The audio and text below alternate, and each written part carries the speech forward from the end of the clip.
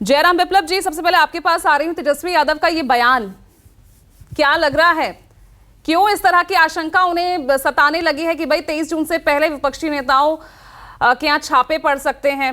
वाकई कहीं ना कहीं कोई चिंगारी, कोई आग है, तभी धुआं निकल रहा है।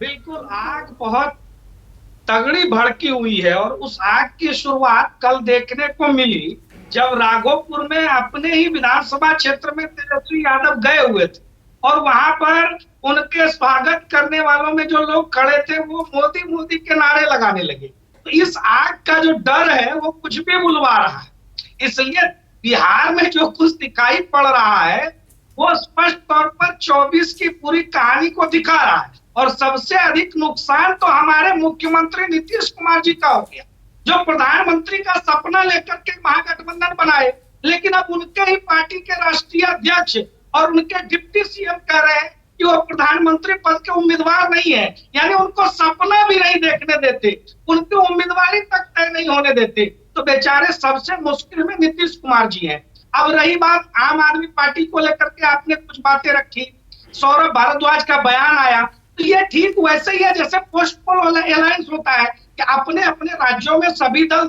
लड़ रहे हैं चुनाव और चुनाव के बाद मिलकर कहीं सरकार बनाने की स्थिति में आते हैं या कहीं मिलकर के विपक्ष में खड़े होते हैं। अगर यही करना है तो ये सो कॉल्ड विपक्षी एकता का ड्रामा किस लिए?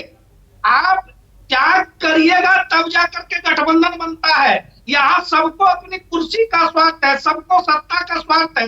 एक ही प्राइम मिनिस्टर की कुर्सी के लिए सभी लालायित हैं, एक अनार 100 बीमार। तो जब तक आपस में त्याग की भावना नहीं होगी तब तक ये सारी चीजें तो हवा हवाई है।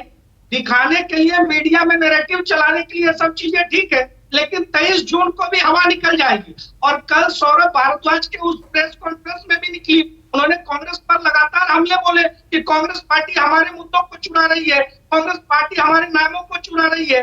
तो सभी एक ही रास्ते पर बढ़ चले हैं और वही अरविंद केजरीवाल थे।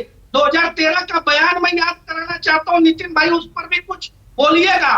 वो कहा करते थे कि सीबीआई ईडी के डर से सारे भ्रष्टाचारी एक हो जाते हैं, सब मिलकर भ्रष्टाचार करते हैं और किसी एक पर हमला हो तो सब मिलकर उसके बचाव में खड़े हो जाते हैं। आज यही सारी कहानी तो आम आदमी पार्टी के भीतर दिखाई पड़ रही है। तमाम विपक्षी दल केवल इसलिए नहीं बच सकते, वो विपक्ष में है तो उनको भ्रष्टाचार का लाइसेंस दे दिया जाए, सरकार हाथ पे हाथ धर के बैठी रहे।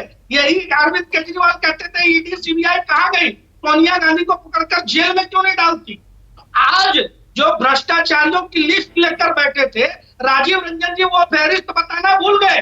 कैसे अरविंद केजरीवाल नाम गिनाया करते थे, शरद पवार, लालू यादव, सोनिया गांधी, आज उन तमाम भ्रष्टाचारियों से गलवैया कर रहे हैं। जनता ये सारी चीजें देख रही है, इनका चाल चरित्र चेहरा स्पष्ट हो गया है। तो लड़ाई सीधे है, एक तरफ मोदी जी देश को विकास के रास्ते पर आगे बढ़ाने के लिए अड़ी होकर लड़ रहे हैं, दूसरी तरफ अपने परिवार को भ्रष्टाचार में जेल जाने से स्वयं को बचाने के लिए ये तमाम पार्टियां इकट्ठी हो रही हैं। ठीक है, मैं इस पे जवाब दे लेती हूँ।